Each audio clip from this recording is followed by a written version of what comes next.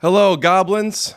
I just got into London yesterday, and boy, are my arms tired. Welcome to Take Your Shoes Off. My girlfriend lives in London, and you got to see your girlfriend sometimes. I know I do. So I'm in London, and I decided to make it a long trip. I'm here for a month. The reason I'm staying here for a long time is because it isn't easy to get here, you know?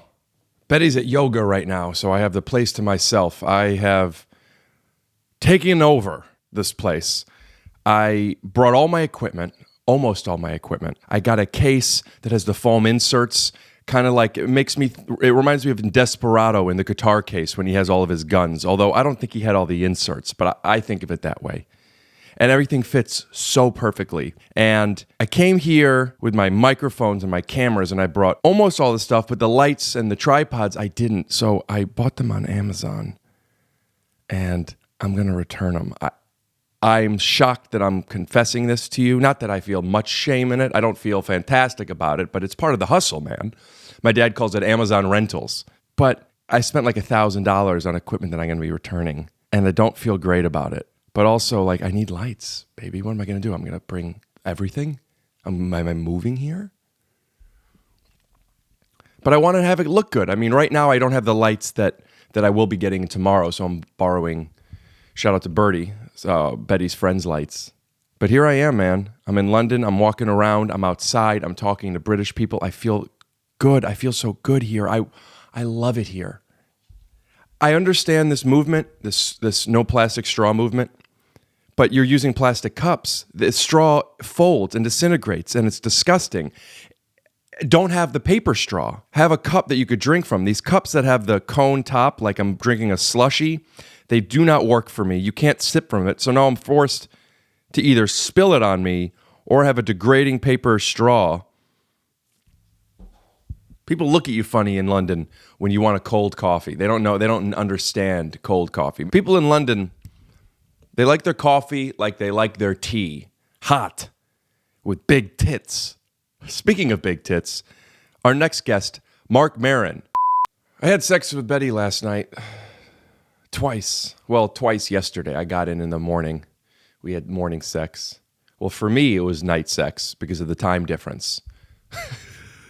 After our night sex, the second time, she complained that her insides were hurting. She said that my penis fucked her into maybe bruised her cervix and hurt her tailbone. She said that I rearranged her organs, and she didn't say it in the type of way where it's like dirty talk. It was more in the type of way like she was complaining, like you fucked me and ruined me. And I have mixed feelings about this. I'm not happy. I don't want her to be hurting. I said, I'm so sorry. Is there anything, can I get you a heating pad? Because what do you do when you fuck a girl and then she hurts? I did suggest, do you want me to have sex with you in the butt and push everything back? But, you have to make light. And she didn't want that, obviously. But like, I felt bad. I feel bad. And this morning, and she woke up and she's like, she's hurting. And she said she took a poop and that helped. There's no way she wants to be talking about this. I feel bad, but also like, good for me. Good for me. Not good that I hurt her, of course, but she said when she pooped, she felt a little bit better. It was still hurting, but she's worried that is she fixed, or is when the pressure of poop in the stomach, is that going to bring it back? So we're going to have to wait and see. And I'll let you guys know next week if my girlfriend taking a shit helps her from getting fucked too hard by my big dick. My name is Rick Glassman. Welcome to Take Your Shoes Off podcast. Today's guest, Marc Maron. You may know Marc Maron from Glow, or What the Fuck with Marc Maron, or The Marc Maron Show, or Marc Maron on the Joker movie, or Marc Maron the action figures, or Marc Maron the video game.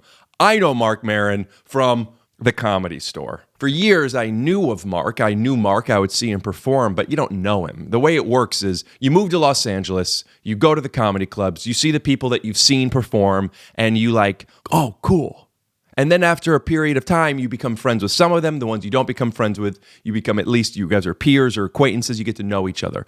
Mark is somebody who I never got to know. Mark is somebody who I saw, and for whatever reason, I gave him his space. I don't need to, hi, Mark, do you want to come on my podcast? You know, I never would have thought of this. Middle of last year, I went on at the Comedy Store, and then Mark went up after me, and for the first 5 minutes just spoke about me. He's like, oh, there's always one of these guys that are so weird. And I did a weird set. I had my puppet with me, and I wasn't offended by the things that he said. But after the set, a couple people came up to me, and they said, is that okay? Did that bother you? Then I was thinking about a couple weeks before that. I remember I was in the same room at the belly room at the Comedy Store, and I went up and I murdered. And Neil Brennan came up after me, and he's like, I've known Rick for 7 years. I've never seen him do well. Then I remember people after that, it's like, oh, that was kind of shitty. And I'm like, no, he was just making fun. And then I started thinking like, yeah, are these people being mean? I don't know if people are being mean. I assume people are making jokes. And truly, I didn't think he was being mean. But afterwards, he sent me a text message. How he got my phone number, you'll have to find out by watching this episode.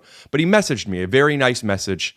And a couple weeks ago, I texted him and I said, hey, man, you want to come do my podcast? He doesn't know me. I don't know him. He said yes. I did not think you would say yes. I feel honored that he came on my podcast. He doesn't guest on many podcasts. And also, he got silly. I'm a very big fan of his podcast. I don't know him, but you know, when you listen to podcasts for a bit, you feel like you get to know somebody. And for whatever reason, I didn't anticipate him doing mustache bits with me. I didn't anticipate him being as silly as he was. I really like him a lot. And pardon me, bud. Oh, yeah, I realize that not everybody is watching this on YouTube. For those of you listening, I just moved my puppet out of the way. And I advise you, for those of you listening, check out the YouTube version. You can just go to rickglassman.com. All the episodes are up there. And another thing I want to promote, other than this nice goblin sweatshirt, which you could pick up, is I just started a Patreon. You could go to my website, rickglassman.com. There'll be a link on the top to the Patreon if you want to check it out. I'm offering monthly Q&As, sneak peeks to episodes before they air, the audio-only version, uncut, shout-outs on the podcast, an exclusive goblin sweatshirt. Anyway, more details are up there. Check that out, rickglassman.com. Go to the Patreon link. Next week, we have Mark Normand. So check that out. Oh, right. Also, I want to say, because the YouTube, since this podcast took off, we do a lot of video editing. And the YouTube views and subscriber count has been going up exponentially. And I'm so grateful to my TYSO goblins and Glassman boppers for that. Thank you so much. But I also really want people to listen to the audio versions, whether it's on Apple Podcasts or Spotify or wherever else you listen to. But in particular, Apple Podcasts, I have a goal. I really want to get on the new and noteworthy. And the way to do that is to get activity. So even if you guys are YouTube viewers, head over to Apple Podcasts, subscribe, give it 5 stars, leave a comment. No obligations, of course, but if you're up for it, head on over, 5-star, subscribe, leave a comment. My name's Rick Glassman. Please enjoy this episode, which is one of my favorite episodes. And scoot doo, bubbity blue. Scoot doo, blabbity blue,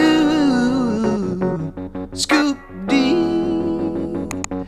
Oh yeah!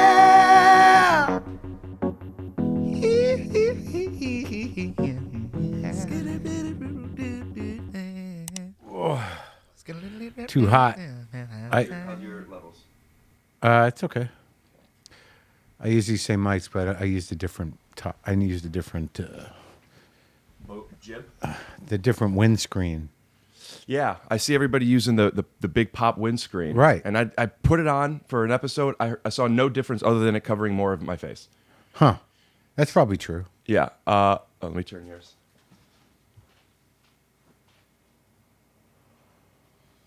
I was listening to your Brad and Leo one when you had to go on the road when you did it the ArcLight. Yeah. And just the anxiety you felt on. Well, what do you got there? You got a Zoom 6? Yeah. Yeah, that's what I was using. Yeah. But I used I used 58s, Beta 58 mics, handheld. So I don't know. I had anxiety because there was a noise. I think it was a cell phone. I read that it was you were outside of your garage. And if something goes wrong in the garage, it's probably happened before. No, I've done quite a few outside of the garage. You know, like if I go to New York or there's only people that live in New York, I'll do them in my hotel room and stuff. I've had problems before, but it was just one of those things where it was the two people thing. One-on-one, it's not that big a problem. But I just recently had a problem with Totoro because he kept moving his hands. Right. But then the card filled up, and I didn't know it was filled up, and I lost like a half hour. Yeah, and he repeated it. You said, right? He repeated it, but like I've been a little nervous. But with two people, even in the garage or in my bedroom, in the bedroom I'm doing it now, it's a pain to manage levels and shit. I don't know why. Why do you manage the levels live? What do you mean? Well, what is the level management? You do it. I set it up. You sound good. I sound good. We're good to go. I guess, but sometimes I think it needs to be in between. Like you don't want it too low, and you don't want it going to the red. Don't you mix it after? No, my producer does, but I don't want them to pop out. Gotcha. What you're saying? I don't need to do it at all.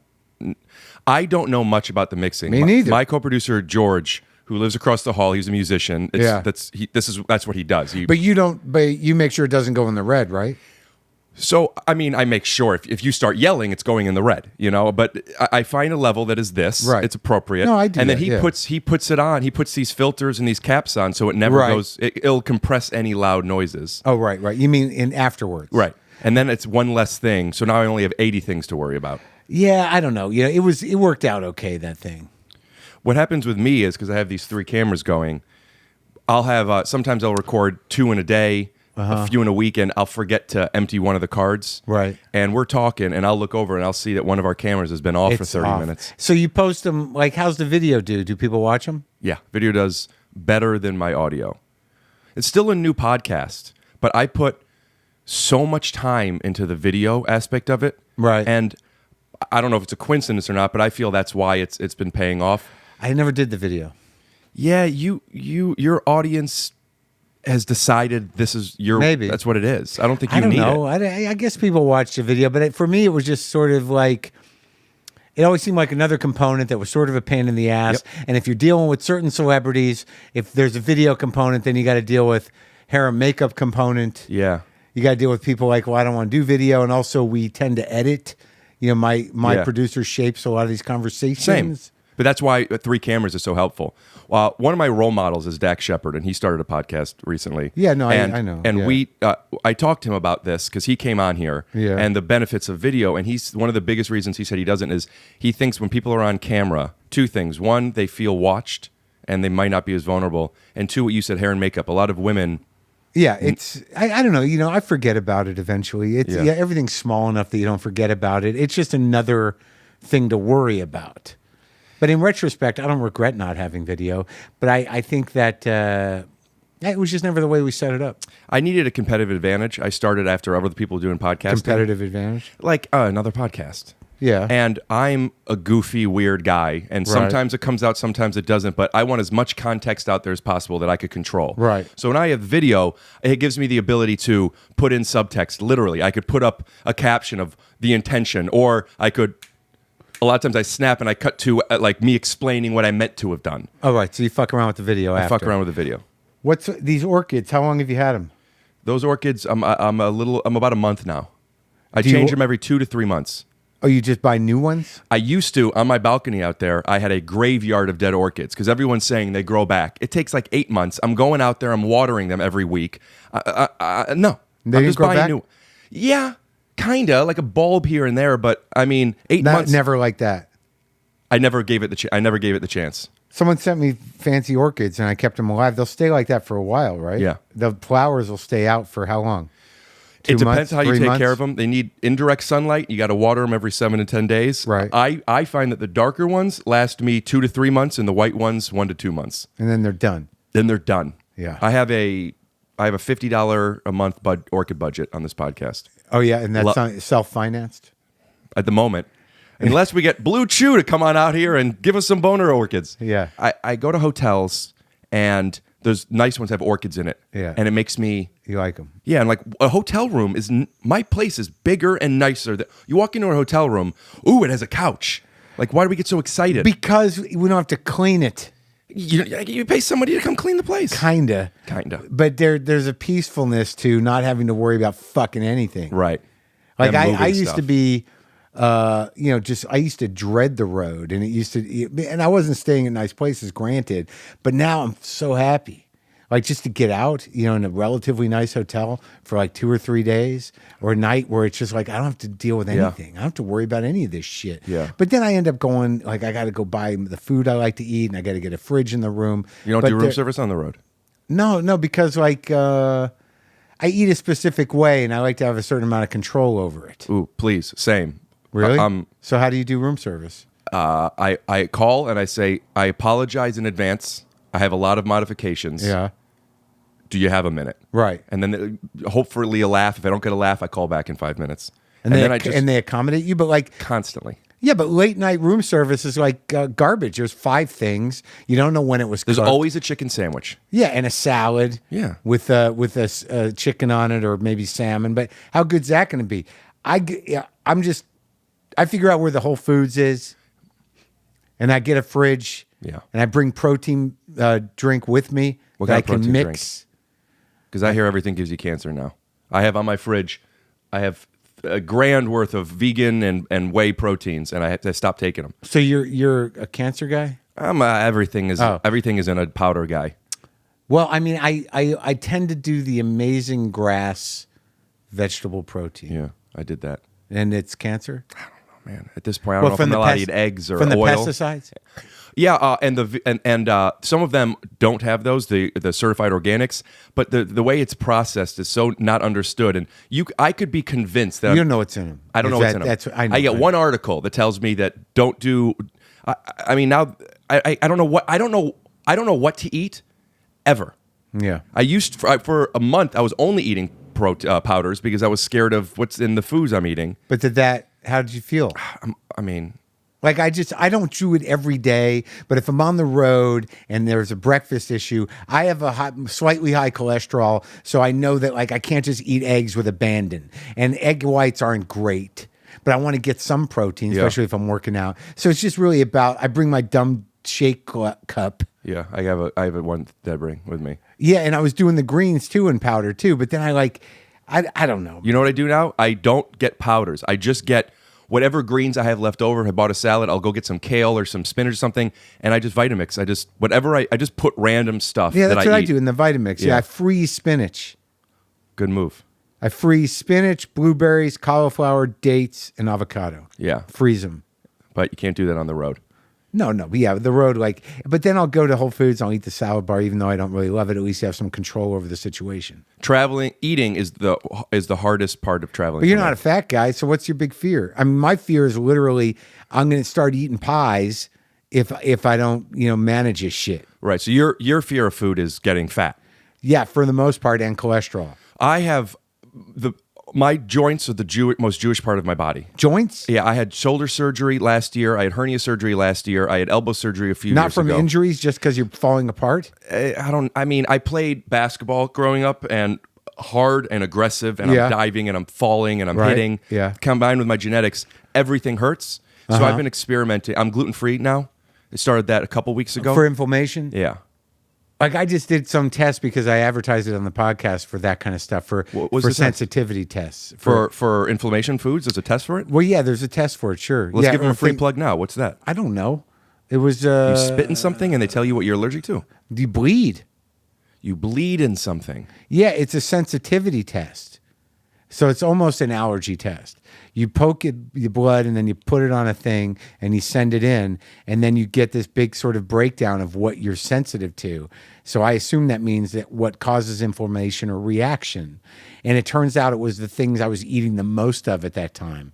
Like I was eating a lot of almonds, a lot of kale, a lot of egg whites, a lot of cashews, and all of those things came up as sensitivity because I guess I'd overdone it. So did you stop doing them? Yeah. Yeah. I don't know if I feel better. Same. Do you ever feel good? I'm not. No. Yeah. So what's the You know deal? when I feel good? What? I feel good like after an accomplishment. My body feels good. Whatever chemicals are being released into me, I'm like, you know what? Maybe could be anything though, like a podcast or hike, or it doesn't matter. Anything that I didn't want to do, but I wanted it to be finished. So a workout, this podcast. Before I was getting help with these cameras, I was legitimately editing over 30 hours a week, and then Sunday night I finish. Yeah. But there's no time to now I have to do the next week's. And I was just, and my jaw, and I wasn't sleeping, and everything was hurting. And then I finally got some help with editing, and honestly, my elbows feel better. How old are you? 35. I don't know, I can man. play 40. Yeah. Can you? Yeah. I'll have to just stand up. You can play 40. Yeah, unfortunately. Look, a lot of shit's going on me now because I'm 56, and I know that things are I fucked up my neck somehow working out. My toes are fucked up. There's certain things that are fucked up.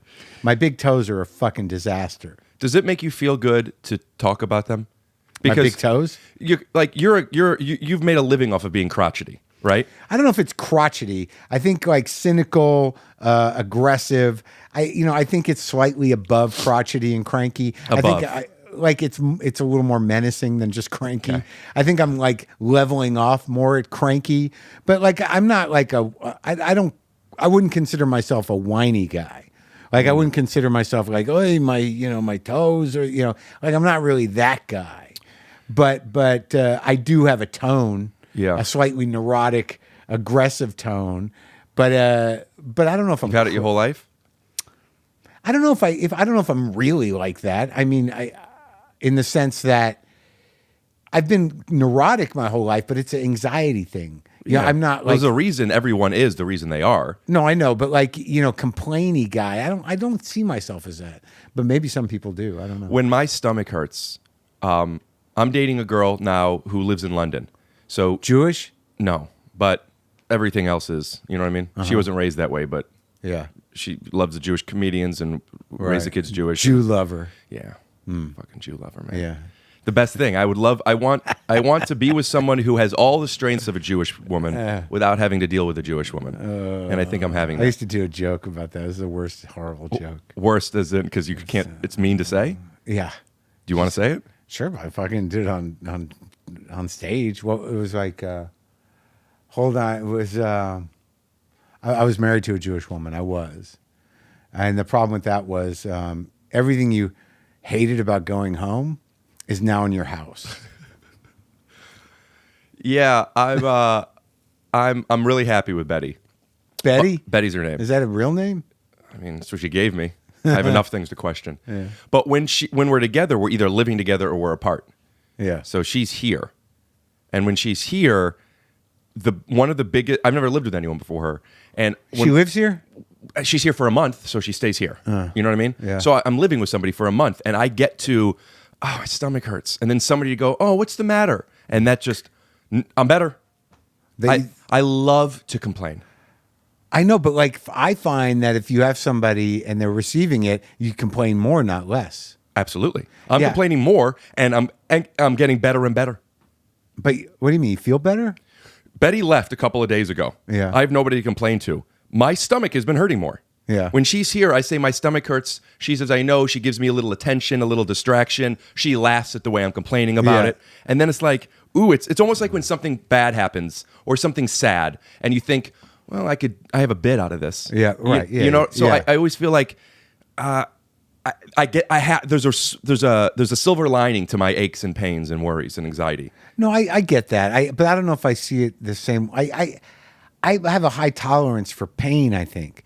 Because like I just don't want to deal with it. I don't want to go to doctors. Like I got this back thing and I got to go. And then there's this other part of my brain that's sort of like, well, this is it, man. This is going to happen. You're getting older. You're continuing to exercise. So you're going to deal with this shit. It's just part of it. And like the toe thing is a fucking nightmare. What happened? And most people would, complain about it forever. I don't know what's the matter with them. Toe hurts. Don't know. Both of my big toes, I think the joints, the bottom joints are arthritic, or there's a bunion situation, but I have to wear shoes with space in them. They're really problematic, but I can still hike and shit, but they hurt all the time, but I'm not going to fucking whine about it. I'm going to doctors. I'm whining.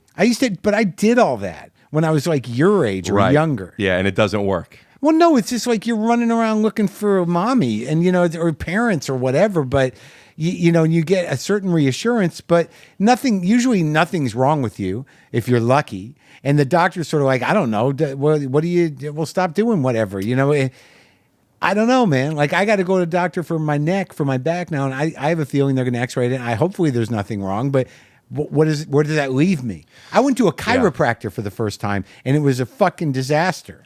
So Betty is a clinical nutritionist, and she knows everything about stuff. For whatever reason, she knows about. So she told you that it's causing cancer, the powders? No, somebody else sent me an article. What kind of nutrition? Did she tell you to eat the powders?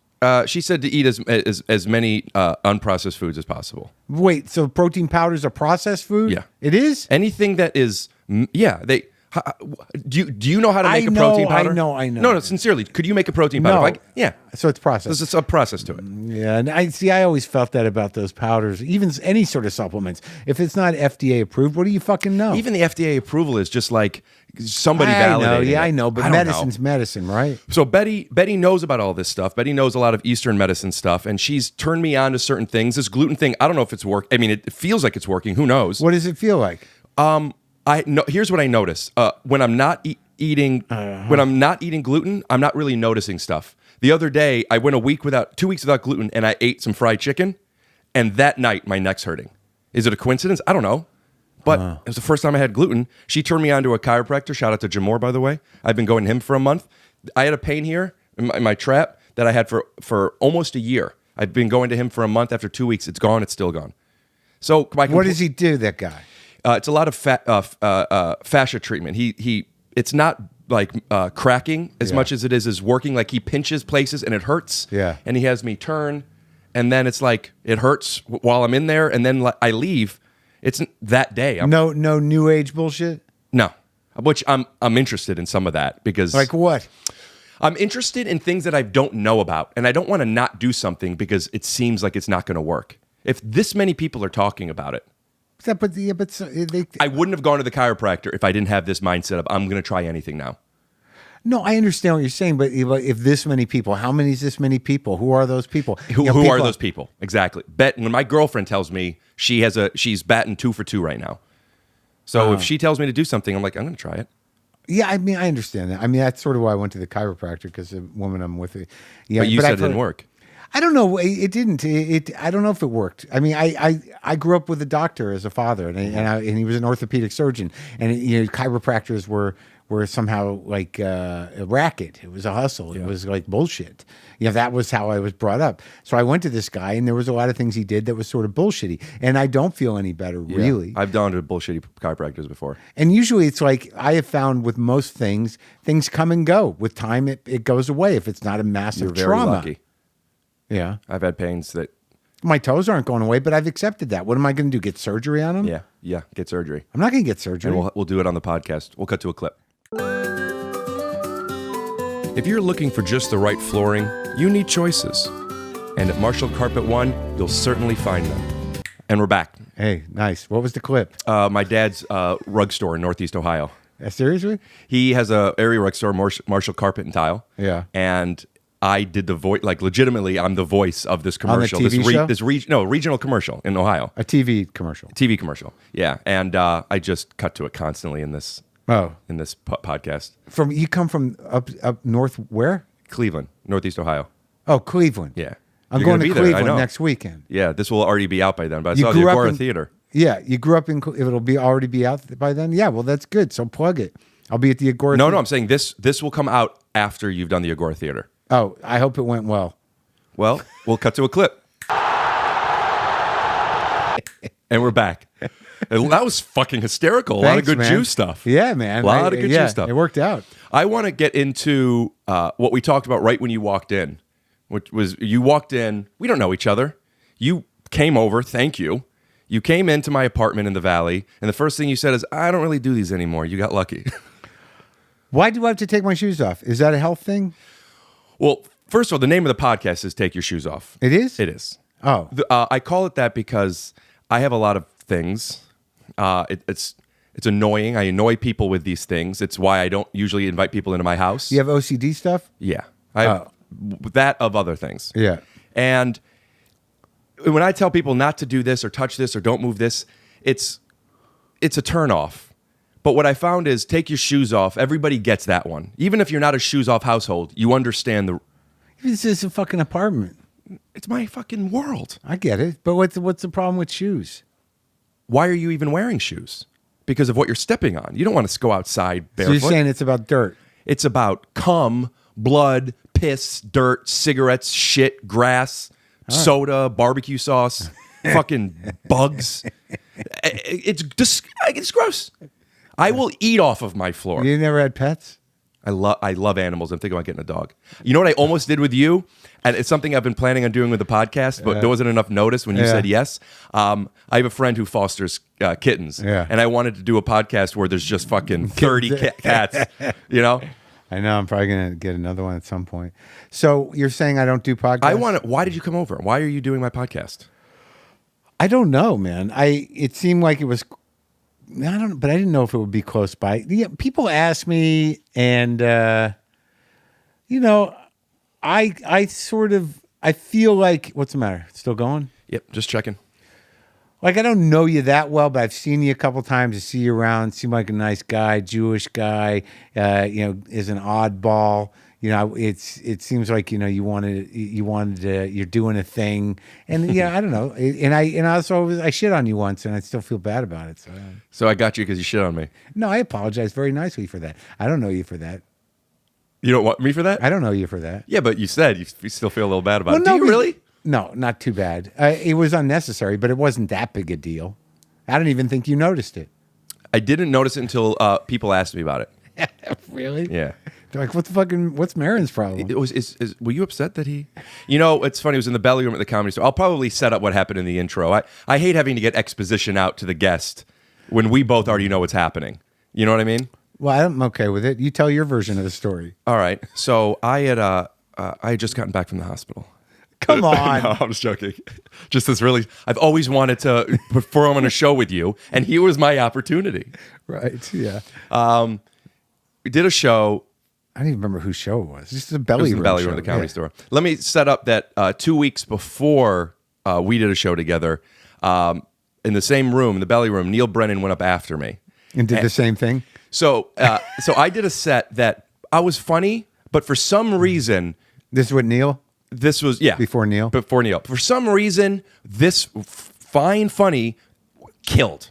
And I say that I've killed before, but I don't know what the fuck I'm doing. With the gym bag? There was a gym bag involved. Yeah. But that wasn't just the whole, for whatever reason, the stars were aligned. Okay. I've never gotten I've been funnier than that. I've never gotten a reaction like that. Right. I'm not talking standing ovation. I'm saying people who are not on the aisle coming over to me as I'm walking to the back to high five and hug and tell me what's your what's in the belly room. In the belly room. So that's like 50 people, 40. I don't know what sold out is probably 80 or so. Yeah, about 80. Yeah. Yeah, it was packed room. Okay. It just worked out. There was a heckler that nobody dealt with right. I just kind of was, I was Took funny. care of it. Yeah, you're funny. I get it. And it was erupted. Right. Neil came up at the last minute. So all Neil is seeing is, who the fuck is this guy on stage? Yeah, yeah. And he went up after me and he made a joke about he was walking up, he thought Richard Pryor was on stage, the way everyone was acting, and I loved it. One, he's talking about me, and you want the attention. Yeah. And two, it was in a nice way. Right. But then he transitioned that into, I've known Rick for 8 years, I've never seen him do well. Now I'm laughing because I know he see me do well. This is fun. We're taking shots, Right. We love it. Yeah.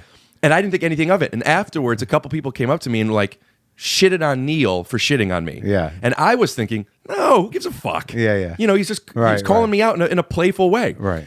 2 weeks later, you go up after me. I thought I did well. It wasn't the same Neil reaction, but it was a good enough set. He's all right. And they liked me. It's okay. Sure. Point is, I've bombed 80% of my sets. This wasn't one of them. No. You go up after me and you said, after about 20 seconds, you sat down, you grabbed your nose. Yeah. You did your, what am I doing here shtick. Uh-huh. And you said, however long you've been doing comedy, you always open with the years. Did I? You said, I've been doing this for 30 years or whatever, 80 years. Yeah. And there's always one of that. I laughed so hard because... It's true. Yeah. It's true. I can see how you see that. You didn't see the subtext. That's why we need the video. But it's like, yeah, fuck it. You got to acknowledge the room. You felt that it was weird and you called it out. But then you fucking, you kept going. I did? It was fine. But yeah, but I probably wouldn't have thought anything of it if it wasn't for Neil had just done this and people were talking to me about that. And then after our set, people came up and I'm like, then I started questioning the Neil thing, the you thing. I'm like, and I questioned it for 5 minutes. And then whatever. I kept going. What I you were just you were just shitty. You were just, he's being weird, and it's like, what is he talking? I don't know. It was. Here's what it was. The things you were saying were funny, but the audience wasn't laughing at the mean parts about me. Yeah. So I felt it was a perfect balance. Right. I felt like maybe the audience is telling you that they like me more than you did. I don't know. That's my narrative. Well, no, I mean, generally, like a nice audience doesn't like people to be mean, and I probably went too far, and I don't think you went too far, by the way. Oh, but like, well, I did it. Like sometimes I do that. I did it last night, and it was the best thing I ever did. I did it to I don't know why Adam Carolla is doing stand up at the Comedy Store, but he is. He's not a comedian, and it annoys me. And I had to go on after him, and I definitely took the idea of him doing stand up to task. You're supposed to do that. No, I don't think you are. I think that one of the lessons I learned a long time ago, and I don't think anybody really heeds it, especially with the structure of these type of shows. These type of shows, meaning like 15 minutes, yeah. Tons of comics. Like I remember one time I went on after a guy in Boston like a million years ago, probably 30 years ago, when I was starting out. And, my first couple minutes, I just made fun of him. He gave me a nice intro and whatever, but I made fun of him. Right. And he came up to me after and he's like, why'd you have to do that? I mean, like I was, polite to you. I gave you a nice intro, but why'd you have to use me to get your first laughs? Why'd you have to make fun of me? That's not right. And I think that's probably correct. What was the reason? Why'd you use him and make fun of him? Because it's easy. Sometimes you get up there and depending on the energy, especially if they're short sets and everyone's doing the same amount of time, like if somebody kills, I mean, you're going to have to eat it. You have a few choices. You're going to have to, reconfigure the room to your energy, however quickly you can do that, right? Or you're going to have to, make light of the situation quickly to get your first laugh, or, take a shot at the guy who just got off to try to get it first. Well, however you're going to land to make the room your own. Yeah.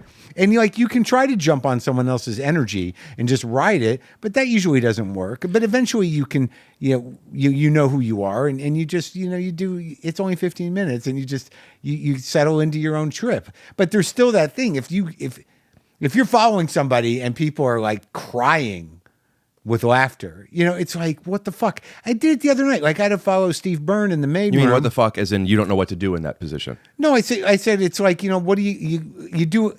You do what you do, right? Because even like the other night, I did it because I had to follow Steve Byrne, which is no problem, but he's doing all crowd work. Like when he goes on at the Comedy Store, he just does crowd work. He likes to blow off steam. He likes to do crowd work, but every time he does it, he's like, I didn't get to any jokes. Like he pretends like it just happened, and it doesn't matter. It's all crowd work. It's framing. Right. But like crowd work sets a tone for the room that's different than stand-up. You're right. There's an intimacy to it. There's an immediacy to it. It reconfigures the room. Mm-hmm. It just does.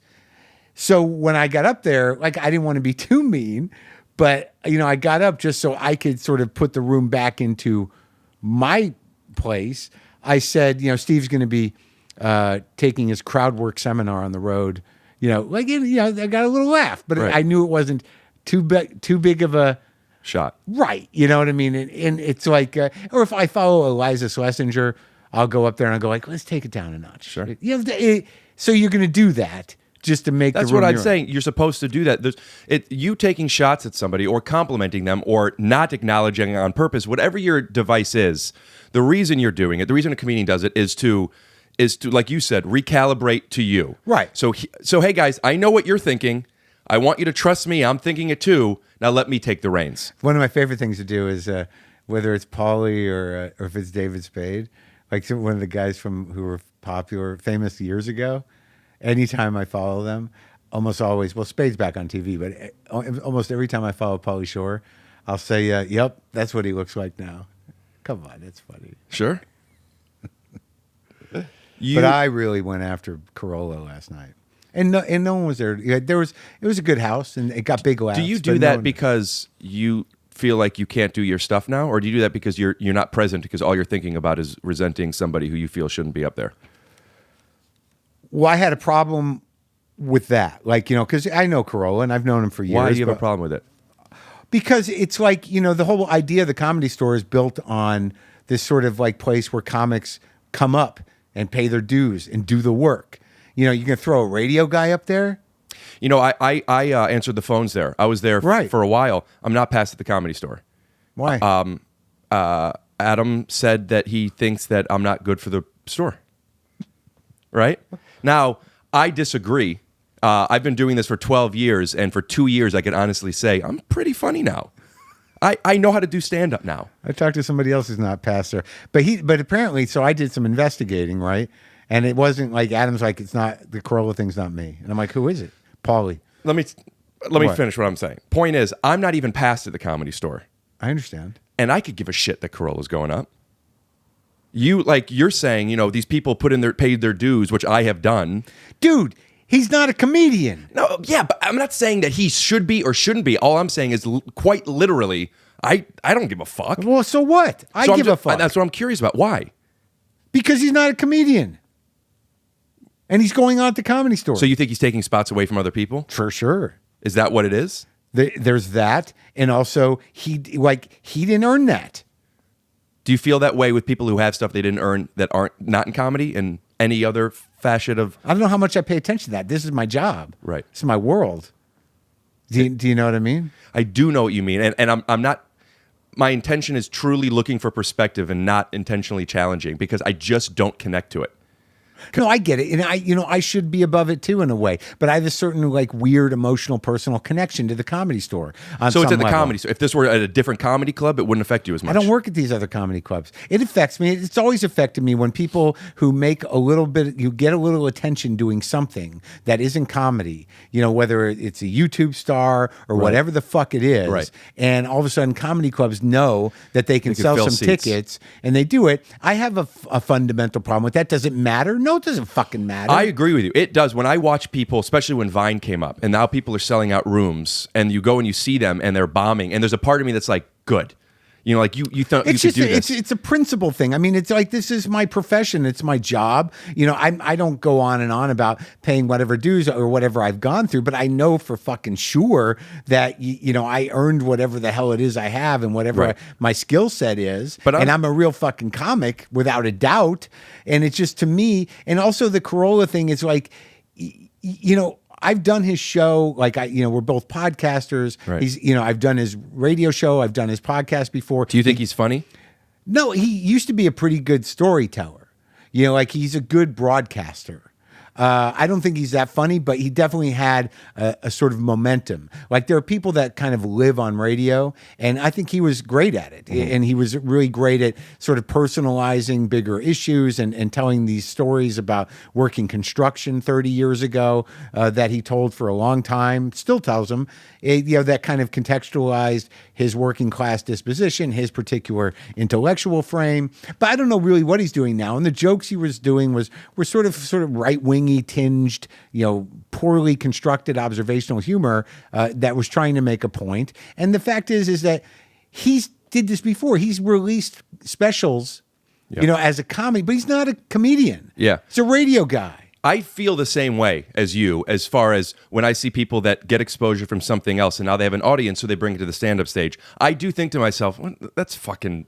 And especially when you watch it and you could see that there was no work, they're not a comedian. But it doesn't affect me outside of the observation. Sure, it doesn't affect me, but I happen to be at the store and it happened to stick in my craw. So I happen to walk around and say, like, why is he getting spots now? But I'm saying there's something there with you because you did it with the guy who was nice to you, who opened for you on the road. You did it with me, with Corolla. No, that's different. That's two different conversations. We were talking about, taking a shot at the guy before you to get your first laugh. And that wasn't Corolla. No, with Corolla, He could have gone up 4 comics earlier. You still would have done it. Kinda, yeah. I was happy to have the opportunity because I was also able to address some of the heinous points he was making, and also establish the fact that I know that guy, and I've done his show and I've known him for probably 15, 20 years. And even if he was in this room, he wouldn't be listening to me. And So you just don't like communicating with him? No, it's just like, I know who he is. I know people like that. He doesn't listen. He's like, when you do his show, you just have to fight to get things in because he's going to talk like you're not even there.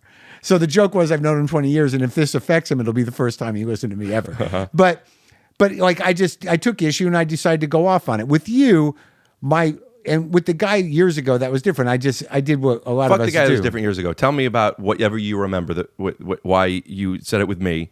Which when you said that at first, it was like, yeah, I was doing weird shit. You were saying he was doing weird shit. It's my turn. But then you kept going, which again, because I was fascinated with something about what I said.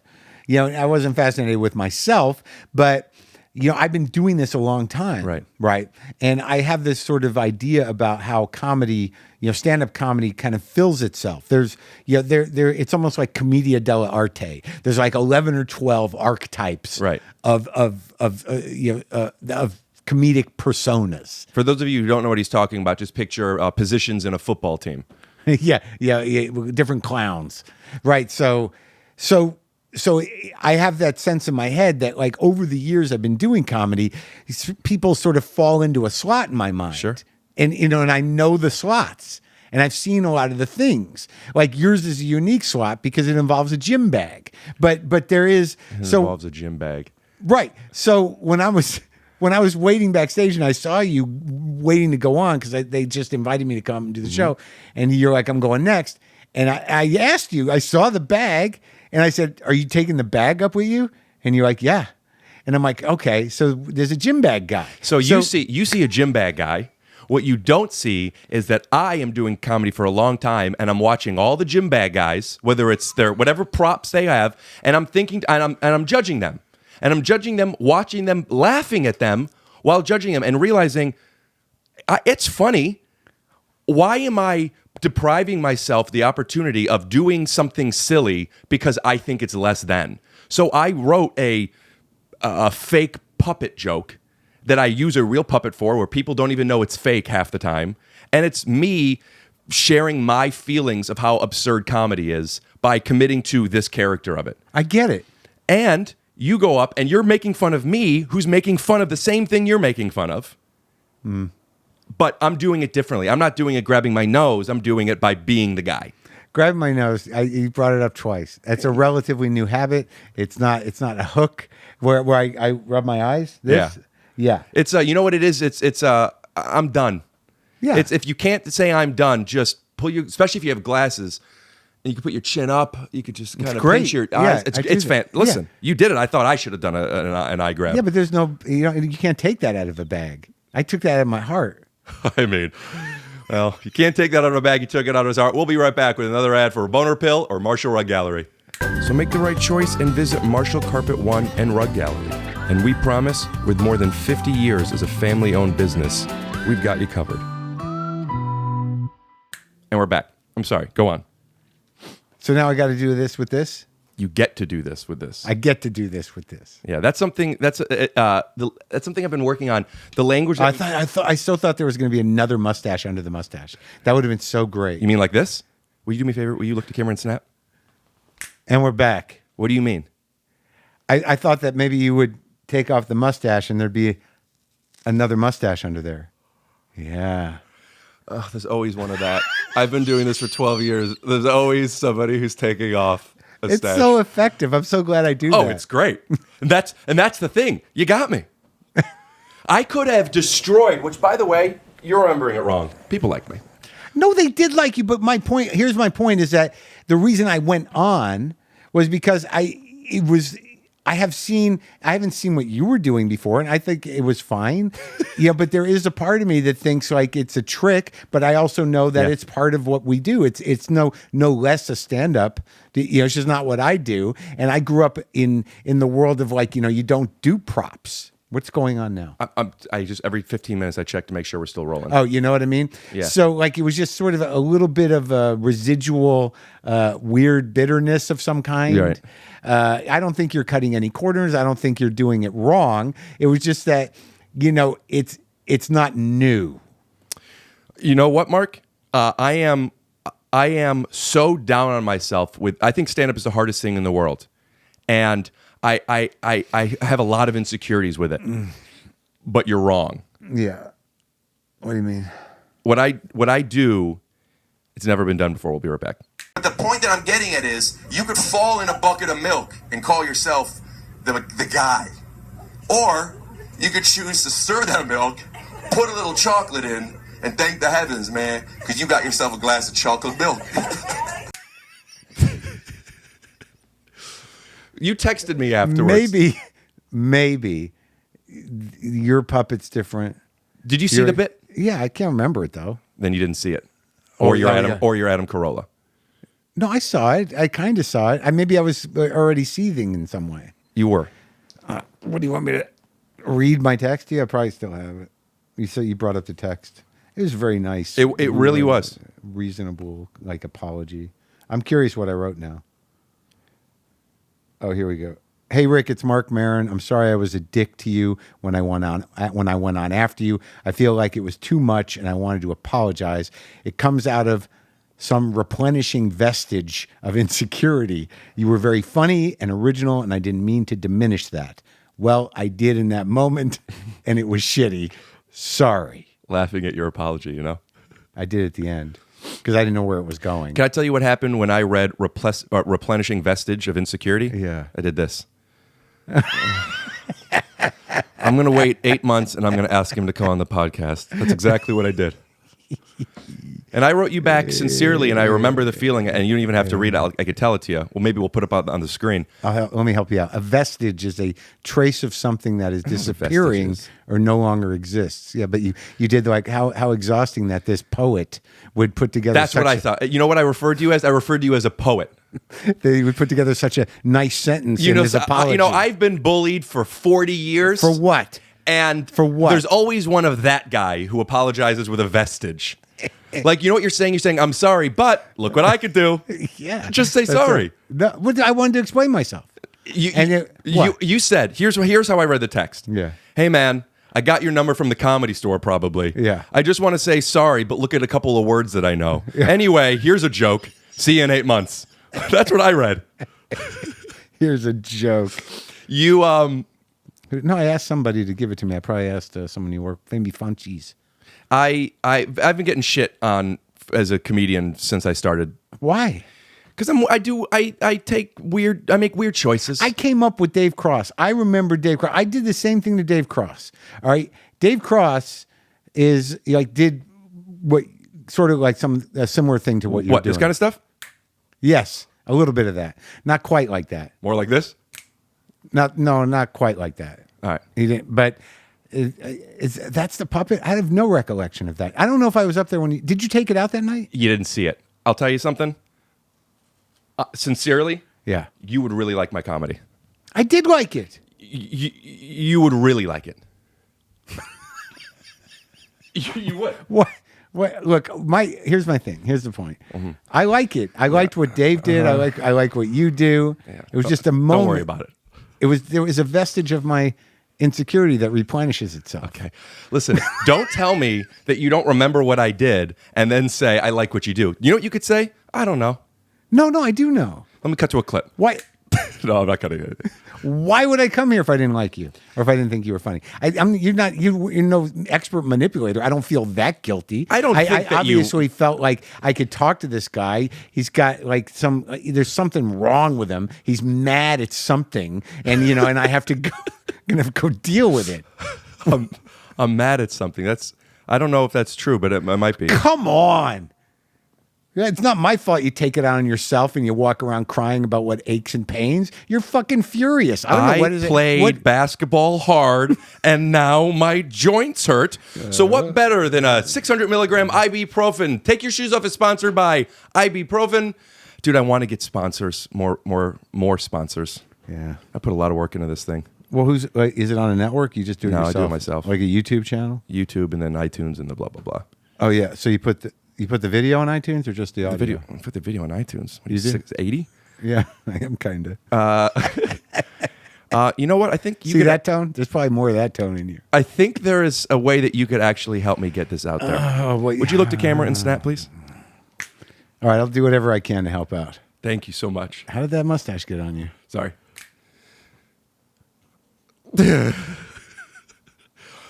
I did not anticipate the amount of play that I'm having with you. I know people. What did you think of me? I thought you were going to come in. I thought you were going to sit down. I thought you were going to go like this. All right, you have 45 minutes. But what do you why do you think that about me? How well do you know me? Really. No, really. but like why? What did you assume would happen? Truthfully, and this is actually something I would love to talk about with you.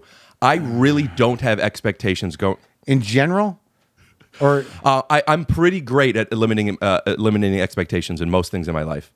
are you though? Yeah. Like for good. So. I mean, like you never have them. Like you knew I was coming over here, so you're like, I'm going to ask him to take his shoes off, and I don't know where this is going to go. But my sense of Mark is that what There was a moment where I got nervous, this type of nervous I get when somebody comes over who I don't know. Yeah. And then 5 seconds later, I realized there is literally nothing I could do to control this situation. Oh, so that's how you get rid of expectations. I'm powerless. Yeah. Yeah. Okay. Which is the opposite of my doesn't- OCD. I can't do that with things No, I know. as much as I can with people. I'm very, for better and worse, I'm very unaffected by people. And it's... I guess my question is, you still have had assumptions over, because I texted you, I said to you, Are there any weird themes I need to know about? well, yeah, because I don't watch your thing, and course. if I was Do that again, but say you watch it all the time and let people see the shirt. Oh, I mean, I watch your thing a lot, but I still don't understand. What I thought of you was a pattern based on our only interactions, which is you go like this with me. Yeah. Hey, Rick, you're not funny. Sorry, I was a vestige. Look at these words. Here's a joke. Yeah. Yeah, man, I'll come over. Are there any fucking things I need to know about? It's like, I get it. Why wouldn't I ask you that? Because There's nothing wrong with it's a it. fucking puppet. Did you have that puppet made? Yes. It's $5,000. It is, right? I was on a TV show, and they made puppets of all of us on the show. Undateable? Yeah. Yeah. And I kept my puppet. And the reason I use it on stage is because I have this puppet. No one watches the show, so it's not like they're gonna be like, "That's the puppet from the show." Yeah, right? I'm not doing. It's not a crowd favorite. No one knows who I am, let alone the fucking puppet. That's too bad. Well, You're on TV and it didn't work out. It worked out. Yeah, I have got a puppet. We'll be right back.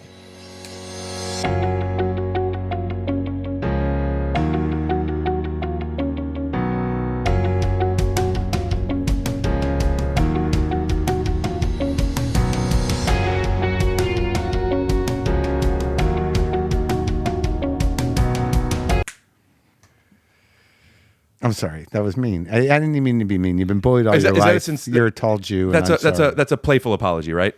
You don't really think that I'm upset about anything? No. Okay. When you texted me, what I was getting at is being like people making fun of me, Yeah. which is a form of connection most of the time. I don't listen to the joke as much as assume, wrongly or rightly, the intention behind it. Yeah, bullies are bullies, and they kind of want to connect. I didn't. Yeah, you talked about that. In what episode did you talk about that on? I think it was the one with what's his name from Arrested Development and Veep. Oh, yeah, Tony. Yeah, Tony Hale. Yeah, talking about you guys talked about the monsters. Yeah. And how these people are monsters, but can I get them to laugh? Yeah. And now look at me. Yeah, there is something to that, but I don't think that I didn't feel that you were bullying me. Right. I feel you were doing your thing. Yeah. And it was in response to mine, and it was what it was. And then you messaged me, and point I was making is people take shots at me all the time. It's fine, but nobody has ever said, "Hey, sorry." Well, because I felt like, because I know myself well enough to know when it wasn't just fun. Like I know, you know what I mean? Like I brought up some other emotions that were not, You're replenishing insecurities. Yes. What are those? Because I didn't. Insecurities about following me? No. I think it's like there's part of me that thinks like, why am I not more fun? Why Mark? Yeah. Why? Yeah.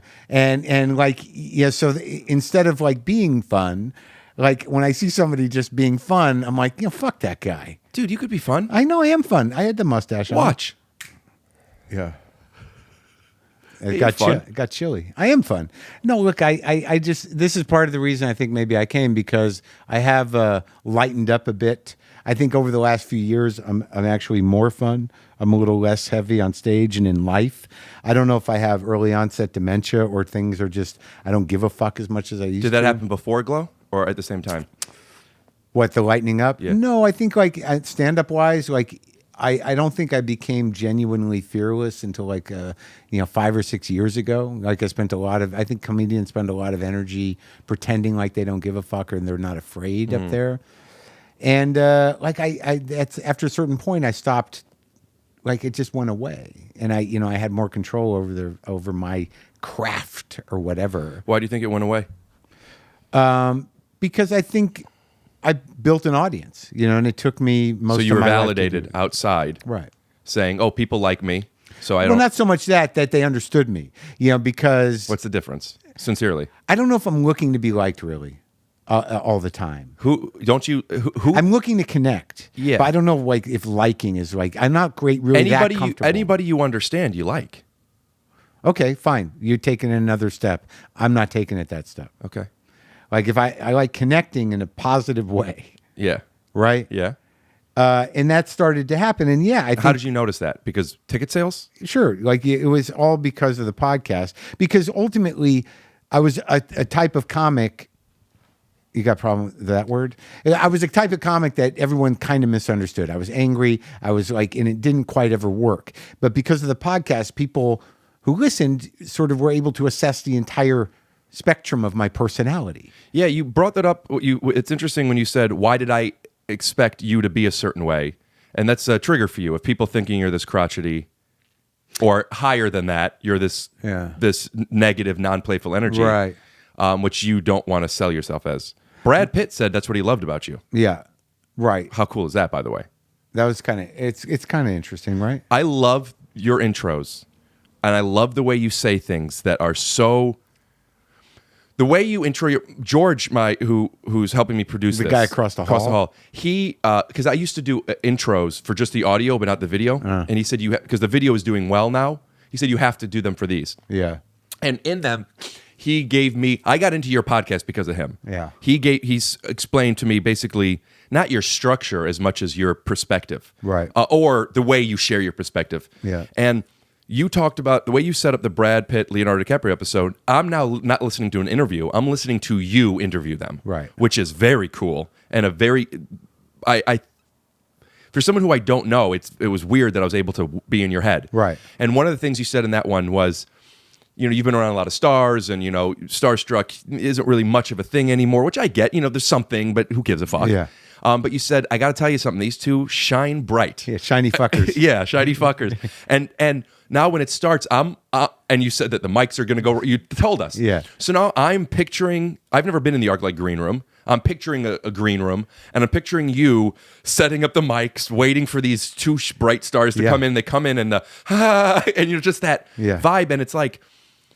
Brad is a fan of yours. Yeah. He's obviously very bright. Yeah. But being able to see him see it that way, but me be able to see you fumbling and Right. is very, very cool. Yeah. And I want to be able to do that. Like, I want to set this up, and I want to, even though we ended up talking about it, I want to show the text message or explain why I didn't ask you to come on until now. And Did you explain that yet? Or are you going to do No. that? You're going to do that after I'm gone? I'm not fully in tune with it. I think what it is I felt I had one attempt. You say, no, I'm not going to ask you again. Yeah. So I wanted to wait, not that you're watching my podcast, but I wanted to wait until I felt confident in my product.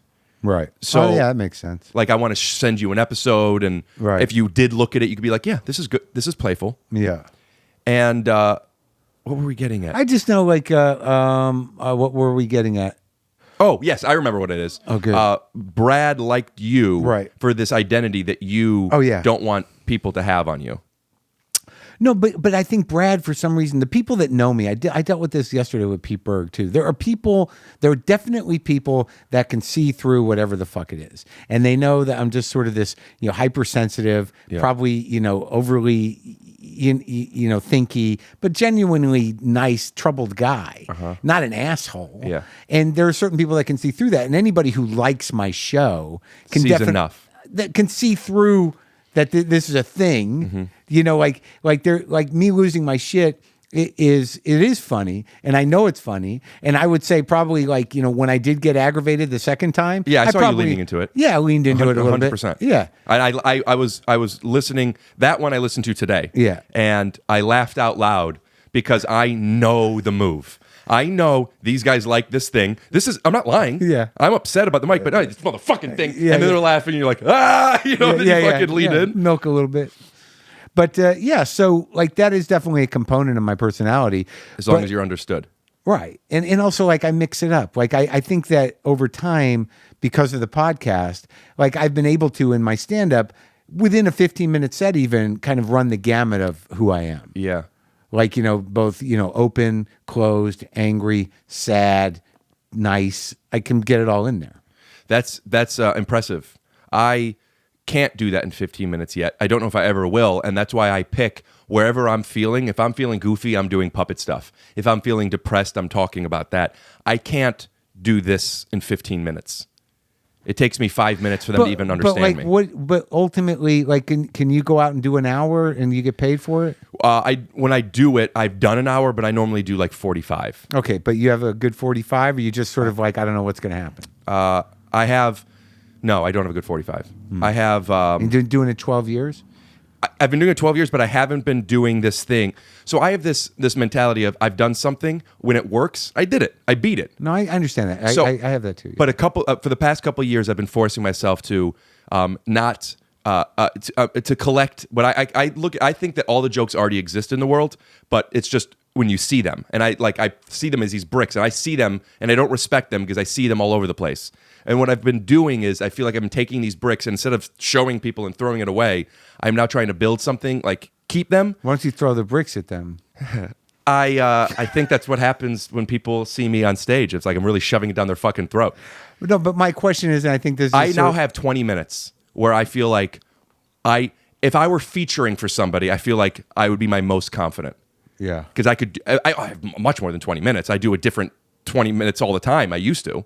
But now I have 20 minutes, so I force myself. I open with the same 5 minutes, and now I have 15 minutes to use throughout, and then I play around with the rest. Okay, but I guess my question is: was the intent ever to make a living doing stand-up? For past, I never thought about it until 2 years ago, and that's when it started. That no, my intent is to create. I want to write direct. I always want to do stand-up. I don't think that's where my star is going to shine the brightest. I don't think I'll ever stop doing it. And right. I really want to accomplish a special. Right, okay. So that's what you're working towards. Yeah, me and my puppet Rick. That Rick. Yeah. Yeah. I don't want to pitch what it is, but it's a lot of stuff. It's presented as a lot of stuff. How many gym bags? No gym bags, but a lot of puppet chests. A lot of puppet chests, the red curtains with the strings. Okay. Billboard is me and my puppet Rick with the puppet on one side and me just like nose up on the other. Yeah, really pushing this puppet, and I never really get to the puppet. Well, I think like a lot of people are like somewhat bored with my generation of white guys talking about themselves. I think it's a good approach. Maybe that's one of the reasons I did your show, because I want to talk to younger people. Are you going to start doing other younger people's podcasts? I don't know. Don't do it. Don't do any people's podcasts. I really don't do it anymore. I know. I was so... Because there's no flattered. There's no end to yes. it. There's like it was real bad for a while, but now, well, just in terms of how many people wanted me to, because I know. How did you say no to people? I have my way, but you are on a different level. I just say like I'm not really doing them, right. Because like it's mutual usage. Like when I started to do it. Podcast, like there was only a handful of us, and we would do each other's shows because it felt like there was a community there. I don't think I'm a big draw for anybody anymore, really. I don't think that if you have me on your show, it's going to make a difference. You have bigger celebrity friends than me. So like it wasn't that, obviously, but there was a time where it's sort of that. Like you have a sort of place in this business. There's a lot of people that ask me that they just want the attention of having me on there. Oh, so you feel that if somebody's going to ask you, it's not based on their product as much as it is their intention? Well, they just they want to get people. They think that maybe I'll say something about it on my show. Right. Like it's all a branding, promotional clusterfuck out there. Is that an improper mentality? No. I mean, I have no expectations of you mentioning me at all on your podcast, but if you did, I would be fucking thrilled. No, it's not. I don't have any problem with the mentality, but I don't need to be someone else's content if that's really how we're looking at it. Like right. Like I felt like you and I would have something would happen. You're a comic. I have a certain amount of respect for you. I know you're like a nutty, problematic Jew. Like I knew an NPJ. Yeah. And I knew that, you had vestiges of insecurity. I have this story that I thought I might tell, but I'm not going to now. About me? Mm-hmm. Whoa, because it was mean? No, it's not about you. Oh. It's rarely about you, Mark. No, it's always. Yeah. Almost always. We'll be right back. I want to make a commercial for your podcast and put it in there. Okay. Yeah. Thank you for that. Yeah. That was nice. Yeah. It'll help. I can't tell if it was positive. It wasn't. It wasn't. Let me show you the behind the scenes. This is why the fucking editing takes. I'm sitting here. You know what this is? You're podcast, making shit up in your head that you're going to shoot. Yes, that I'm going to have to do later. That's a good idea. That when I'm sitting down to edit, it's like, well, this is 3 hours now. Right. It's like making plans with people when you're in a good mood, and then the next week I have to fucking do this. What was I thinking? So what's the structure of the special? I don't want to talk about it. I mean, I'd be happy to off camera. I don't want to talk about it for the same reason I haven't done, which I might change my mind. I didn't do a late night set recently because I wanted to save it for the special. And now I'm thinking, nobody's seeing the late night. Just do it. Which late night? Corden. But I think there's nobody seen me. I think that would be a good thing for me to do. So I'm just haven't quite figured out how what I want to save, because the whole joke is an anti-joke that is literally a throwaway that, I don't think I want to do it twice. See, this whole thing, the anti-joke throwaway. I think I know what you're going to ask, but I'm not going to fill in any blanks. I'm just saying that that is that's the drive shaft of what you do a lot of times, right? This is so. Having this conversation is a waste of the podcast because I don't want to talk about my thing, and also it's probably going to sound so pretentious. Why are you so fucking mad right now?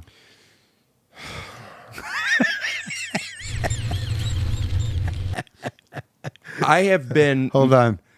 Thank you. You all right? We don't have to talk about it. Let's not talk about it. I can talk about it a little bit. I'm going to talk about it. I cut to another episode where I talked about it. Do you have one? I don't know. I have these conversations. I don't remember what we talked about. I edit it. I go, oh yeah, and then I don't remember. People, when they tell me about stuff, I don't remember. Yeah, me too. We got to come back. What I wanted to say was, I want to acknowledge this anti-joke thing as a drive shaft. You have something in your eye? No, but did you bring us back? I don't think you brought us back. I think you clicked us out and you didn't click us back in. I think I clicked. You clicked us in. No, I did, but then you clicked us out again because you were going to go back talking about it from another show. I'm not forced to edit. If I do this, I'm not like forced. Oh, you guys probably missed the last 3 minutes. We were just chopping it up about. So you say you want to talk about this anti-joke? So, in a condensed version, because I don't want to. I'm feeling insecure about talking about this thing, which I've talked about. All right, let's take it out of. We're not talking about your special. We're not talking about not doing Corden out of fear. This isn't the special. This is about me. Yeah, and that's what I'm feeling insecure about. Because who am I? But also, you're a comedian who is on a network television show who does an act with a puppet that looks like you. It's a good bio. Yeah, Rick Glassman, comedian on a network television show who does an act with a puppet that looks like him. Yeah. Buy his hoodies. Promo code boobs. Yeah. So do I get a t-shirt? Is that part of this? Yeah, the t-shirt you have on. No. Oh, okay. No what? I thought you were just going to give me the sweatshirt. I won't wear the sweatshirt. You'd only wear a t-shirt? I'll probably wear a t-shirt. Is it because of the look of the sweatshirt, or you don't wear sweatshirts? I just don't wear sweatshirts that much. I wear zip-up hoodies occasionally. Comedy Store one, and a Katz's Deli one, and a Steppenwolf Theater one. I have whenever I go to delis, there always have pictures on the wall. Yeah. I have a headshot. I don't know if you could see it. I'll put up a clip on YouTube right there. It's a picture of David Schwimmer, but it has my name. Oh, nice. And I sign them, and I put them in, and I have them in delis all over the place. You do? Yeah, and I get people from random people who don't know who I am. They just Google or looked up at Rick Glassman. But I get pictures of people sending, who the fuck is this? And oh, really? Yeah. Oh, so you've started a thing. Yeah. I've been so condescending. People. Yeah. You've started a thing. No, it wasn't. See, you're a little, now it's coming out. So what about the anti-joke thing? I like you so much.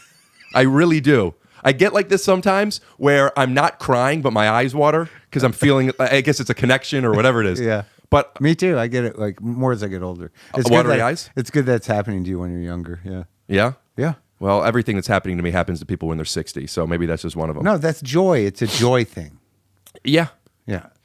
So the throwaway jokes and the anti-jokes and the weird stuff. Right.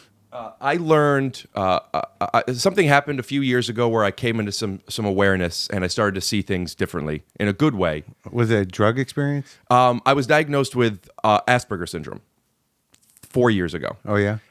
And I have talked about it on here. I don't love talking about it much because it opens up a dialogue with people who have an understanding of what autism is. And I'm not a spokesperson for it. I don't want to defend what it means. It was a very big eye-opening moment for me. Yeah. That explained a lot. I mean, yes, all these things that happened in my life had nothing to do with each other, and then a pattern arose. Right. And as a kid, it was very tough. Right. Special schools, medications, no friends. But no diagnosis. No diagnosis. Well, different diagnoses. Right. Obsessive compulsive disorder, ADD, Yeah, yeah. ADHD, this, that, whatever. Yeah. Which the reason the diagnosis matters and the reason I got it when I was looking up about, because I'm relatively speaking, and maybe this is a term that is not proper, but I'm fine. Like I don't have special needs for things, and where would it benefit me? But I like it though. That explains why you're surprised by emotions. Could you? Well, I say mean, that when you're differently? like, I don't know what's happening. My eyes are watering. Oh, maybe. It's more like I can't control it. That's an emotion But I can't control. you can connect with people though. Yes. Yeah, that's good. As a kid, I was also able to connect with people, but I was wrong. Like we're having a great time, but I literally have I know how you felt about me. I don't think I know it, and it was based on something I was making up. People do that all the time. Sure. People build their narratives. They only have the awareness they have. But for me, in my experience, autism aside, just my experience with connecting with people, I only saw it my way and didn't realize there was a possibility of other ways. Well, that's one that, like on my podcast, I do that all the time. Especially with public personalities, you make these assumptions, and then a lot of times my interview is really just me letting them take down my assumptions of them. Sure. Because I think I know things, and you don't know anything about anybody. Yeah. It's like Sidney Pollack said in Michael Clayton. People are fucking incomprehensible. Yeah, I love Michael Clayton. It's a great movie. Oh, I thought you were talking about a book. No, I don't know anything. It's a great movie. I watch it all the time. You watch it all the time? Yeah. I probably watch it 4 or 5 times a year. All right, I'll watch it before I do the intro on it's this, and sort I'll of talk like about how I feel about it. It's what's his name?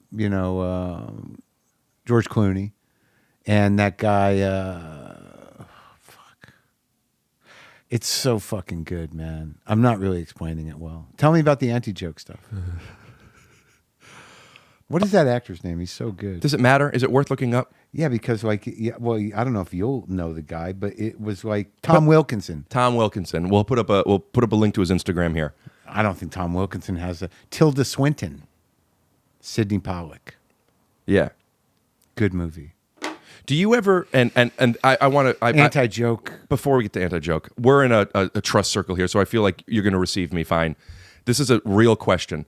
Do you ever have guests on your podcast and they talk about something that you're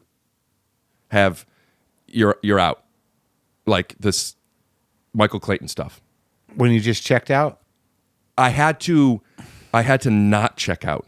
I had to stay here. That's part of the skill set that you're building. Do you ever, when you know that, like, who cares about Michael Clayton? Look it up. Do you let the guest go, or do you be like, who cares about the Clayton? No, I'll let the guest go because something might happen. Yes. That's why I'm trying to develop this skill set. Yeah. Because I've learned, no, let him go. Maybe something will happen. You can always take out the Clayton. Right, you just take it out. Yeah. All right. Thank you for answering that. Okay. So what now? Asperger's, anti-joke? I Taking things from the air? I learned, I found out why 8 years into doing stand-up, I started to realize subconsciously why I was doing the type of comedy I was doing. And the reason I was doing it was because I never knew what happened, but people would like me and then something would happen and they wouldn't. I don't know if that's true or not, but I did notice a shift in energy. Yeah. Whether it was friends as a kid. It kind of happened with the Michael Clayton thing.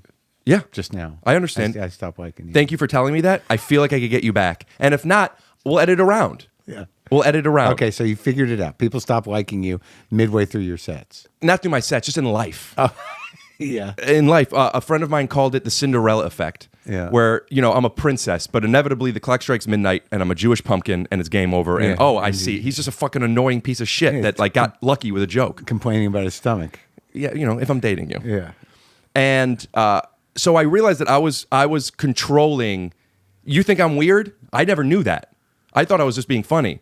So I was controlling people. If you're going to think I'm weird, I'm going to control it. And it was a very defensive, let me beat you to the punch. Right. But it's self-deprecating without being self-deprecating, Yeah. And I developed this skill set, which is making this thing that people didn't like about me, making them like it about me now.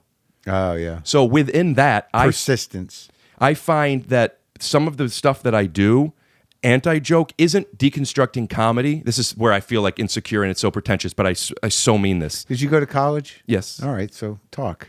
It is that I am showing. I'm not telling you who I am. I'm showing you how I think. Yeah. And that's what I meant about the puppet joke, where I am doing commentary on props. Not that it's bad, not that it's good. I'm showing you how I feel about it. Yeah. Not by telling you how I feel about it, by playing my perspective on it. Sure.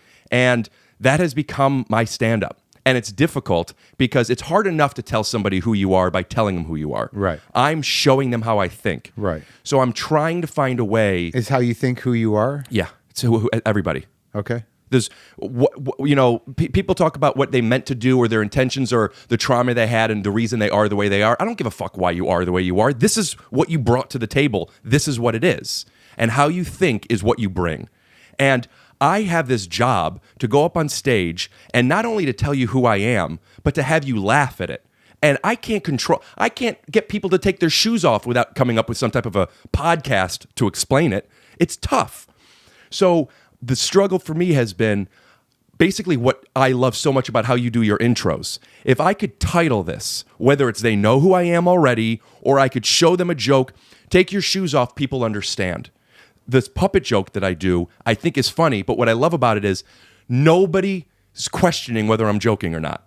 Everybody knows it's a joke. You could think it's not funny, it's hysterical, but it's not a question. You know I'm joking. So if I could show you I'm doing this on purpose, I at least get the trust or the ability to have the audience question, is this real? And I need them to ask that because it's not real. And I'm not lying. I'm not faking anything. I'm the antithesis of what is real. And this is where it sounds pretentious, but it's easier for Steve Colbert to play a Republican than it is for him to talk bad about Republicans. It's just easier. That's his language. So I have this language of anti-joke, satire that isn't because I'm above anything. It's just the language I speak. And if you look behind the puppet and you could understand the intention, and that's what's so tough about stand-up to me, why am I doing this? Then, like it or not, I'm understood. Right. And that's what I want from this podcast. I want people to see this interview, see other interviews, see me in a way that I haven't figured out how to show them yet on stage. Right. Exactly. So when you watch Iron Man, Yeah. you know it's Robert Downey Jr., but you buy into it. Right. You're not questioning it. Yeah. I'm the opposite. I want you to question it. Right. I'm not up in there. I'm not pretending I'm Iron Man. I'm a fucking comedian. Right. We got to take a break. Yeah. Well, I think that made total sense. That made what the fuck is that made total sense. What you said. There was clarity, and I understood it, and there was nothing pretentious about it, and I hope you can achieve that. Thanks. With this. Me too. And I don't think you're weird. Okay. I have an interesting relationship with that word. I like weird. No, I mean, what does that mean though? You're as weird. I mean, everyone's weird, but I mean, like in the same way that, like I said, I've seen the format ish of what you do comedically. I know the Asperger Jews. I've been a Jew a long time. Thank God. Yeah. 60 years, 70 years now? Yeah, 56. We never got into it, and I'm not going to, but I have a Brad Pitt story that good. I've teased on this podcast before, but I've been waiting to tell it, and I'm not going to now. But I want to plant a seed now that if my show gets picked up, and in the future there's a reason for me to go on your show, and you have me on there, I want to debut this Brad Pitt story on your show. No, I'll agree to that. So, where's this show at now? It's for Amazon. Okay, but like, you've shot the pilot. Yeah. They have it. They just got it, and they have 6 months. I auditioned for it almost a year ago. Wow. Yeah, I know. And you haven't been doing anything else but comedy in the podcast? I'm not allowed. Oh, that's right. They own you. Yeah. Until they release you. Yeah, I auditioned in March of last year. We didn't film it until But October. you can't audition for guest spots? Yeah, I can for guest star stuff. Yeah. But who books things? I don't know. You know, I've had 5 auditions since I moved out here. Yeah, I don't never go on them. Really? Not even now? No. You have some momentum with your show. Isn't that people wanting? Yeah, but wanting is different than going out. Like if somebody wants me, they're like, we got a call. Right. They're thinking of you for this thing. I'm like, I could do that. Never happens? It happens, yeah. Do you? So you don't have to audition. It's not that you don't get the opportunity. Recently, I have not had to audition for the things I've been doing. I'm doing. There's a Jerry Wexler beard. I mean, what? You said that 5 years ago you became more comfortable, and the reason was because people understood you. People were buying tickets. You're being offered stuff. Yeah. Does that go away? That confidence go away if and when? I'll let you know. What do you think? If it goes away? Well, is what you got a new perspective on identity, or is what you got external validation? Well, the thing is that I'm not sure. I think they can be, they can meet, because it's not the idea that like, hey man, you can't, happiness has to come from inside. Okay, fine. But when you work a lifetime to do a thing and it seems futile because you can't even fucking make a living at it, your sense of self is pretty beat up. So, after 25 years of doing everything and having every shot, but just not really being able to get an audience together for what you do, it happens. Yeah, there's a big piece of self-esteem that you get because you worked hard for a long time and it wasn't for nothing.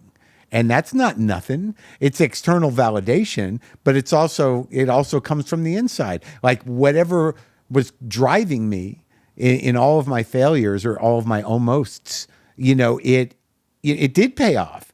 And it was touch and go. It paid off with a fan base, or it paid off financially? Both. What is I am happy and calm now? What's the main one? It can't be I need money and fame.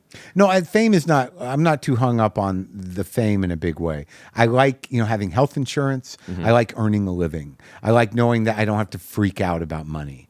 That's a big fucking deal. I think for anybody, really. Well, you were making good money with the podcast. No, I'm talking about the podcast, but not for the first 4 or 5 years. I mean, it was the Wild West when I started. Yeah. No one knew how to make money. I was fucking, taking donations and sending people swag bags out of my fucking house. I had boxes. How are you taking donations? What does that mean? I mean, we set up an account thing where people could make a monthly donation of $10. We were asking like an NPR sponsoring model, an animal or a kid. Right, it was like an NPR model. If you like the show, right. There's a tiered thing. Like if you do a $10 a month thing, it's like Patreon now. Right, but there was no Patreon. Yeah. So I was in my house like loading up 500 envelopes with stickers and a T-shirt for people that donated money. But we were engaged and we were doing it and I loved it. But so yeah, the fame thing is like I'd like to know when it's diminishing, and I'd like to know when I want to know when I should stop certain things. And like now that I'm acting a bit, stop before a failure. I don't know if it's for failure, but it's sort of like, is it still happening? Like, is it happening for me? Is it happening for my listeners? You know what I mean? Right. Like, we have complete control over it, me and my partner, my producer. So, like, if it's not happening for either of us. And how do you know it's not happening? Numbers go down? I don't know. No, numbers are okay. And I imagine that would have some indicator, but there's a lot of podcasts now. Yeah. But our numbers are okay. And they're good. But, like, it's just, we've been doing it 10 years, dude. And it was, it was our prime nut for a long time. And it's just like, we just have this agreement. Like, I'm not going to stop unless you want to stop. And he's like, yeah, I'm not going to stop unless you want to stop. What's the process? What do you do versus what he does? You go in, you sit down, you interview, you stop. That's it? Yeah, I get the interview. Like, I go through all the hands-on shit in terms of like, greeting the people, talking to the people, doing the opening, playing the guitar. No, we work through a booking agency. And he's, and they pitch people now. Mm-hmm. And, we make decisions around that. Basically, I record everything, and then I send it to him, and he shapes the show and puts it up and deals with advertising and all that other shit. Yeah. And I don't look at numbers. I don't look at iTunes. I don't look at anything. other than you being one of the first to be doing it, it's still going so well. What do you think? Why is your podcast? Why are people like you listen to what the fuck? You know, like people like it's a religion. I hope people still do. I think they Yes. still do. Why? Not why do you hope they do? Obviously, I don't know, Why do you like think they because do? like I don't like it's because really honestly because I've never been able to figure out why. Like I mean I understand that like there's an intimacy to it. I make myself very available. There's something you can't manufacture. Who knows why anybody's appealing on these kind of microphones? I don't fucking know. Mm-hmm. There's thousands of people out there doing it. Why is my voice compelling? Why is my being coming through this format? Why does it grab people? I don't know. It's an unanswerable question. It's like movie stars or whatever. Who knows why they are? They fit on screen. I don't know why Brad Pitt looks amazing in everything he does. Obviously, we have talent. People have talent, but why does something click and for some people and some people doesn't? I don't know.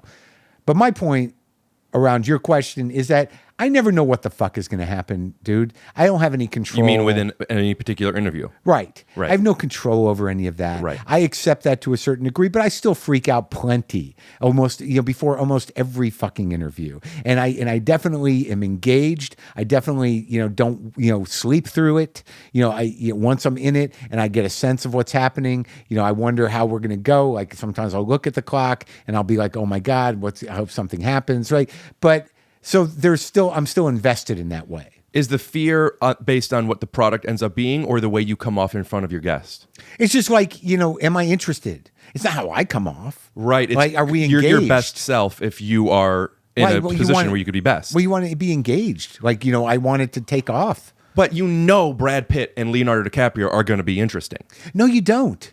Because all that we've been all the indicators would show that on their own in the past 6 months, they've been out talking about this movie, doing very select media appearances. Right. They've got, those guys definitely have a public narrative of how they're approaching that movie and what they're saying publicly. All these people that are on junkets, over time, they refine what they're going to say and they say it again and again. Yeah, but you're an hour, not 5 minutes. No, and I know. You could control it. You could talk about Leo's dad. But the thing is like all I knew going into that was I can't do what I usually do, which is one-on-one, and we have time to sort of find something. I knew that I had two big fucking shiny dudes, and that the best thing that could happen is that they reveal things to each other that they didn't know. Right. And I'm in there for the whatever is going to happen. It's going to have to be some sort of like we're all talking here, not like you this, and it happened, and I got lucky. Doing 1,000 episodes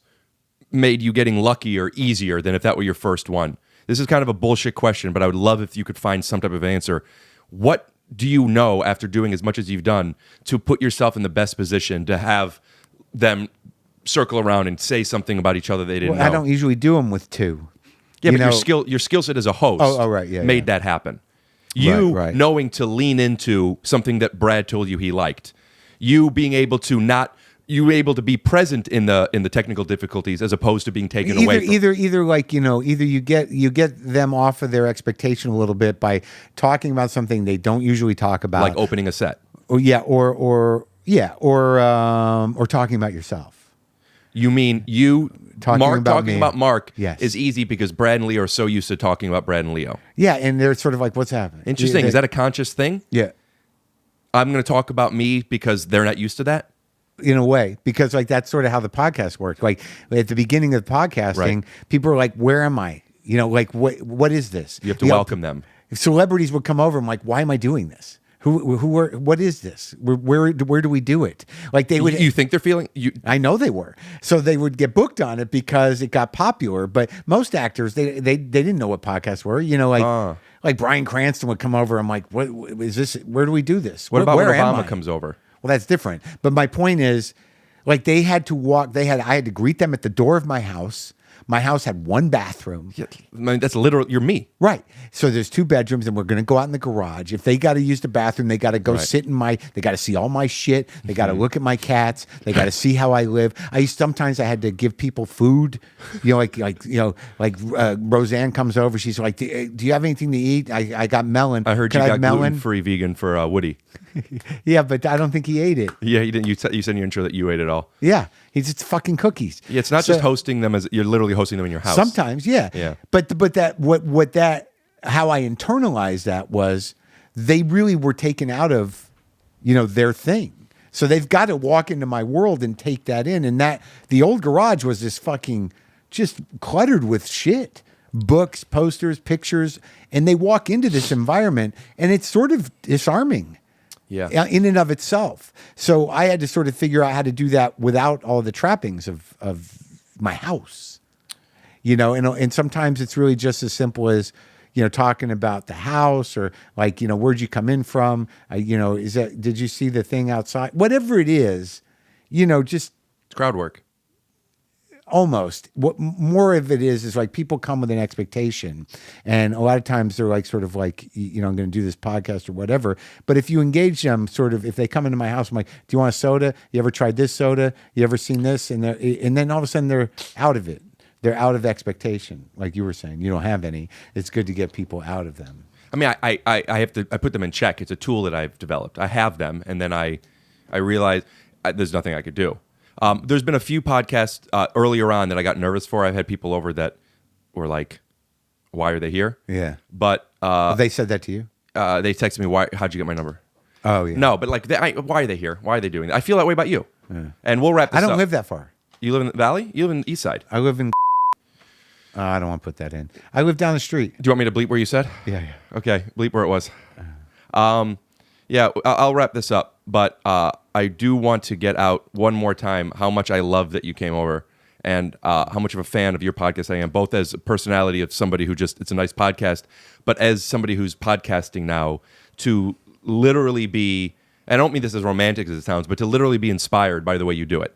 Just, I feel the way you feel, and you've been doing it for so long, and just the caliber of people you have on, there is something validating about that, where it's like, yeah, he's nervous. He's fucking nervous. And I don't have a problem with that on stage because I guess I've been doing it longer. Right. I go on stage, of course I'm nervous. I have to have an act that's a nervous act. Yeah. But here, like, you're in my house. I'm not just doing a thing that we were cast on. You're in my house. It's fucking weird. Yeah. I want my toilet to be, I want you to notice that my toilet is clean. Yeah. Like, I have all these things I'm trying to control. The product can't be one of them. Right. And hearing you be nervous every single time made me feel like, I hope he's fucking nervous when he comes into my house. It wasn't, though. Yeah. Because Were you? No. Oh, so it worked out. No, I knew that you were interesting. That's what I meant about Brad. I know you're interesting. So I don't have to do anything. Right. We did a lot of things, though. We did shirt things, mustache things. Yeah. Icing, baby. Oh, okay. Okay, so here's where I want to find the perfect ending. I have an idea. It's pretty big. No, I'm not taking my clothes off. All right. Well, Mark, thanks for coming over. Thanks for having me. Yeah. Thank you guys so much for tuning in to the other side. Stick it on and take your shoes off. Scoot doo. Yeah, buddy. Blabbity blip. Okay. Oh, boy. Ready? You ready? Wait, so. Okay. All right, you ready? All right. All right, I'll do whatever I can to help out. Oh yeah!